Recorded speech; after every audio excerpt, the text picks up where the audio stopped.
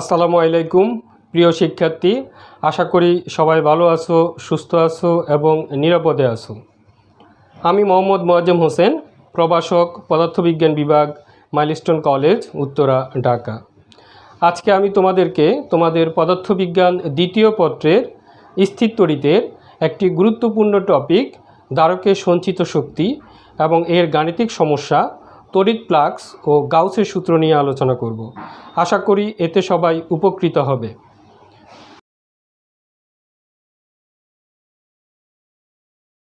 প্রথমেই আমরা আলোচনা করব ধারকে সঞ্চিত শক্তি।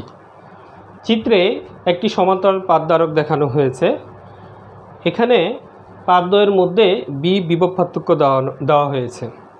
যখন বিভব পার্থক্য প্রয়োগ করা হয় না, তখন এই পাত দুটি অনাহিত অবস্থায় থাকে, অর্থাৎ তখন তাদের মধ্যে চার্জের পরিমাণ হয় 0। যখন বিভব পার্থক্য সরবরাহ করা হয়, তখন এই পাত দুটোর মধ্যে আস্তে আস্তে আদান জমা হতে থাকে। এটা এরকম যে আমরা যদি মোবাইল চার্জ দেই, মোবাইলের মধ্যে যদি আমরা চার্জ দেই, হুট করে মোবাইল সম্পূর্ণ চার্জ হয়ে যায় না। এটি আস্তে আস্তে 10%, 15%, 20%, 100% হয়। তো সেরূপ এখানে বিভব প্রয়োগ করার পর পাত দুটির মধ্যে আস্তে আস্তে আদান জমা হতে থাকে। মনে করি ধারকের ধারকত্ব হচ্ছে সি। টি সময় পরে কিউ পরিমাণ চার্জ সঞ্চিত হলে তখন বিভব হবে V is equal to Q by C. কারণ আমরা জানি সি ইজ ইকাল টু হচ্ছে কিউ বাই বি। যদি হয় তাহলে বি ইজ ইকাল টু হবে Q by C. Okay, T সময় পরে যদি বিভব বি হয়, V is equal to Q by C হয়, এরপরে আমি যদি এই পাত দুটির মধ্যে ডি কিউ পরিমাণ চার্জ সরবরাহ করি, তাহলে কী তো কাজ হবে D W is equal to V D Q, অর্থাৎ বি এর মান হবে Q by C D Q. এখন এই ধারকের পাত দুটির মধ্যে মোট কিউ পরিমাণ চার্জ সরবরাহ করা হলে মোট কৃত কাজ হবে ডাব্লিউ সমান এখানে যে ক্ষুদ্র আদানের জন্য যে কাজ হয়েছে তাকে যদি আমরা 0 থেকে এখন মোট চার্জ পর্যন্ত সমাকলন করি, তাহলে আমরা এখানে মোট কাজের পরিমাণ পাব, অর্থাৎ 0 কিউ। আর ডি ডাব্লিউর পরিবর্তে আমরা লিখব Q by C D Q. এখানে সি হচ্ছে ধারকত্ব, তাকে বাইরে নিয়ে আসব, আর এখানে পাবো 0 কিউ কিউ ডি কিউ। তাকে অন্তরীকরণ করলে, সমাকলন করলে আমরা পাবো সি, এখানে হবে Q square by 2, lower limit 0, upper limit হচ্ছে কিউ। এখন যদি লোয়ার লিমিট আর আপার লিমিটের মান বসানো হয়, তাহলে আমরা এখানে পাবো হাফ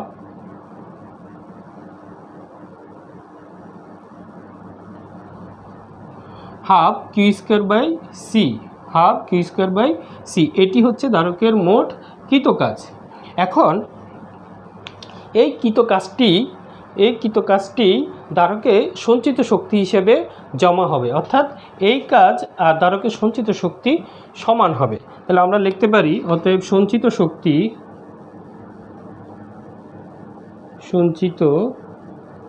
শক্তি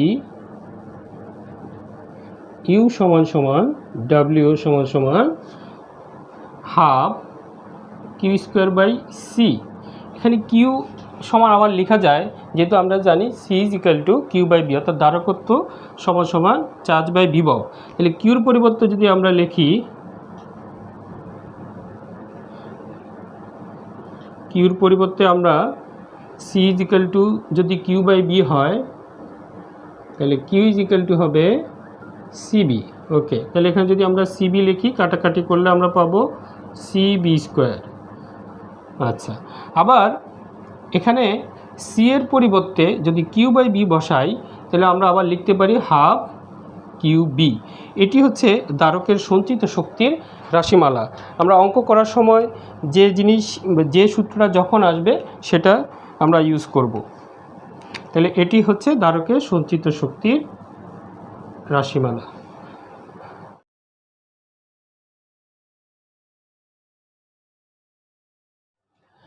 একক আয়তনে সঞ্চিত শক্তি। পাতের ক্ষেত্রফল এ হলে এবং পাতদ্বয়ের মধ্যবর্তী দূরত্ব যদি ডি হয়, একক আয়তনে সঞ্চিত শক্তি যদি ইউ হয়, তাহলে আমরা লিখতে পারি ইউ সমান সমান ডাব্লিউ বাই এ ডি।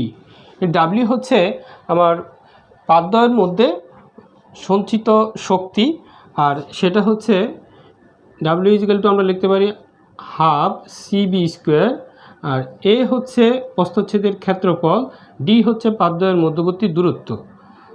আচ্ছা, এখন হাফ, এই সি হচ্ছে আবার ধারকত্ব, যেহেতু এটা সমান্তরাল পাতদ্বারক আর মনে করি এটি শূন্য মাধ্যমে, তাহলে আমরা লিখতে পারি শূন্য মাধ্যমের জন্য সমান্তরাল পাতদ্বারকের রাশিমালা হচ্ছে epsilon not A divided by D, আর বি হচ্ছে বিভব।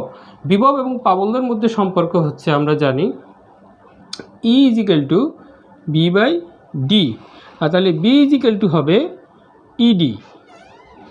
ওকে, এখন বি ইজিক্যাল টু হবে ইডি তার উপর স্কোয়ার, নিচে হবে এডি।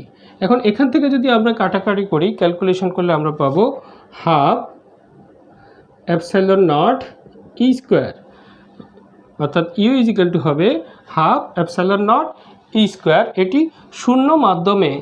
শূন্য মাধ্যমে একক আয়তনে সঞ্চিত শক্তির রাশিমালা।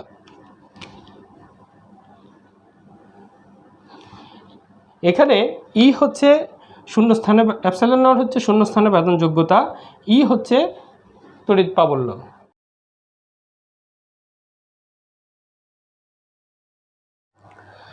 এখন আমরা ধারকের সঞ্চিত শক্তির উপর একটি গাণিতিক সমস্যা আলোচনা করব।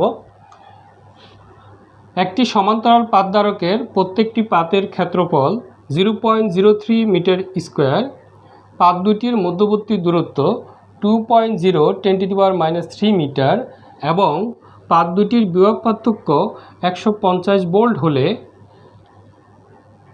1 নম্বর প্রশ্ন হচ্ছে ধারকের ধারকত্ব কত।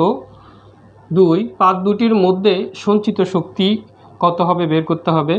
পাত দুটির মধ্যে যে কোনো বিন্দুতে একক আয়তনে সঞ্চিত শক্তি বের করতে হবে।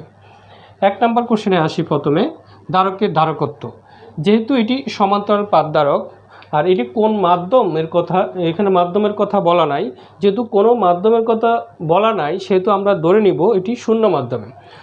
আমরা জানি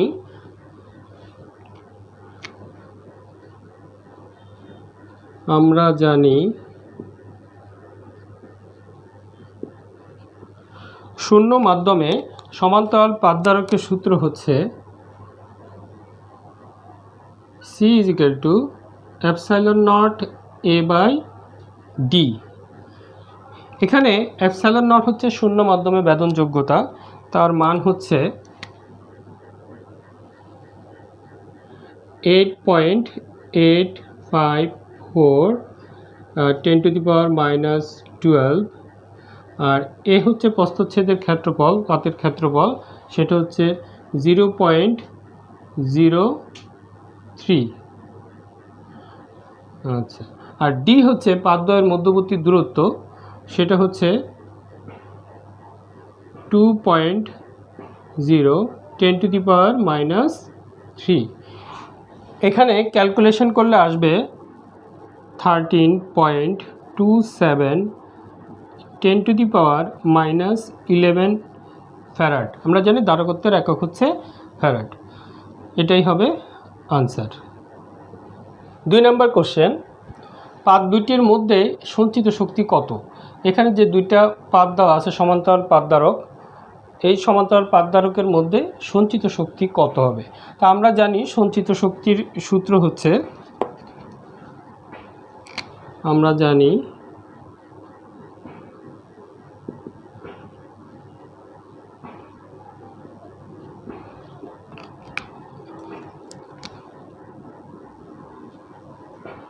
U is equal to half C V square.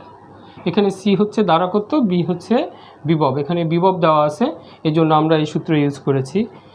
আর আমরা ধারকত্বের মান পেয়েছি, 1 নম্বর থেকে ধারকত্বের মান পেয়েছি 13.27, এখানে লিখব 13.27 10⁻⁻11 আর ইন্টু বি স্কোয়ার। বি কত দেওয়া আছে? বি পার্থক্য দেওয়া আছে 150 ভোল্ট, এখানে লিখব 150 ভোল্ট, তারপর কি স্কোয়ার হবে। এখানে ক্যালকুলেশন করলে মান আসবে 14.9 ইন্টু 10⁻⁻7, যেহেতু শক্তি তার একক হচ্ছে জুল। ওকে, এটাই হবে আনসার। 3 নম্বর প্রশ্ন, পাত দুটির মধ্যে যে কোনো বিন্দুতে একক আয়তনে সঞ্চিত শক্তি বের করো। তো একক আয়তনে সঞ্চিত শক্তির সূত্র আমরা জানি,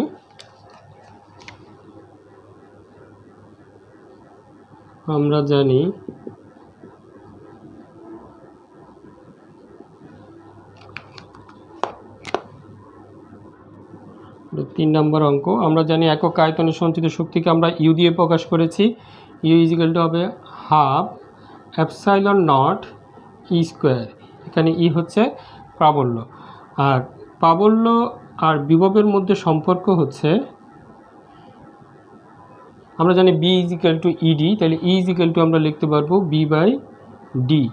যেহেতু এখানে বি মান দেওয়া আছে, ডি এর মান দেওয়া আছে, আমরা মানগুলো যদি বসাই, এখন নিচে হচ্ছে 2 আর হচ্ছে এখানে 1 ইন্টু এটা উপরে 8.854 10⁻⁻12, বি হচ্ছে স্কোয়ার আছে 150 হবে, 150 তার উপর স্কোয়ার, আর হবে নিচে হচ্ছে ডি তার উপর হচ্ছে স্কোয়ার।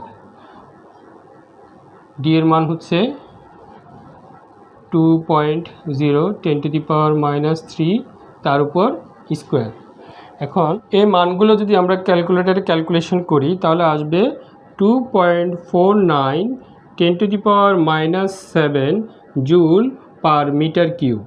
এটাই হচ্ছে একক আয়তনে সঞ্চিত শক্তি মান।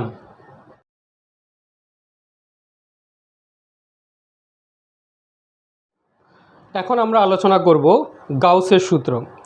গাউসের সূত্র আলোচনা করার আগে আমরা জেনে নেব আগে তড়িৎ ফ্লাক্স কী। তড়িৎ ফ্লাক্স হচ্ছে তড়িৎ ক্ষেত্রে অবস্থিত কোনো তলের মধ্য দিয়ে লম্বভাবে অতিক্রান্ত বলরেখার সংখ্যাকে তড়িৎ ফ্লাক্স বলে। অর্থাৎ এই বোর্ডের যদি আমার সারফেস হয়, এই বোর্ডটা যদি আমার সারফেস হয়, এই সারফেসের মধ্য দিয়ে লম্বভাবে যদি বলরেখাগুলো অতিক্রম করে তার সংখ্যাকে আমরা বলবো তড়িৎ ফ্লাক্স। এখানে একটা সারফেস দেখানো হয়েছে, একটা ক্লোজ সারফেস দেখানো হয়েছে। এই সারফেসের মধ্যে দিয়ে, মনে করি এই সারফেসের মধ্যে দিয়ে বলরেখাগুলো একদম সোজা এদিকে সোজা কি প্রবেশ করতেছে, তাহলে এগুলো হচ্ছে এই লাল রেখাগুলো হচ্ছে বলরেখা, আর কালো যে দাগটা দেখা যাচ্ছে সেটা হচ্ছে আমার সারফেস, তাকে আমি এস দিয়ে প্রকাশ করেছি।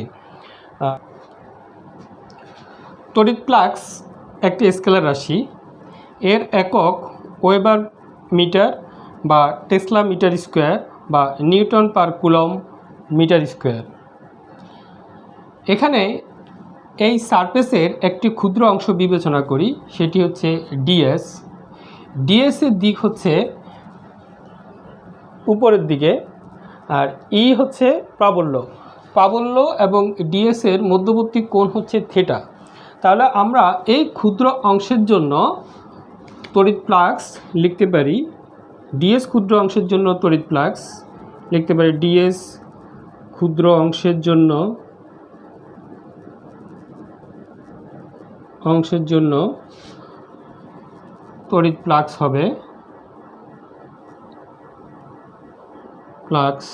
হবে এখানে হবে তড়িৎ ফ্লাক্সকে যদি আমরা পাই দিয়ে প্রকাশ করি ই ডট ডিএস। এখন এই পুরো সারফেসের জন্য যদি আমরা তড়িৎ ফ্লাক্স হিসাব করতে চাই, তাহলে একে আমরা ইন্টিগ্রেশন করলেই পুরো সারফেসের জন্য তড়িৎ ফ্লাক্স পেয়ে যাব। অতএব পুরো সারফেসের জন্য তড়িৎ ফ্লাক্স হবে এটা ক্লোজ সারফেস, এখানে আমরা লিখতে পারি ই ডট ডিএস। এটি হলো সম্পূর্ণ সারফেসের জন্য তড়িৎ ফ্লাক্স।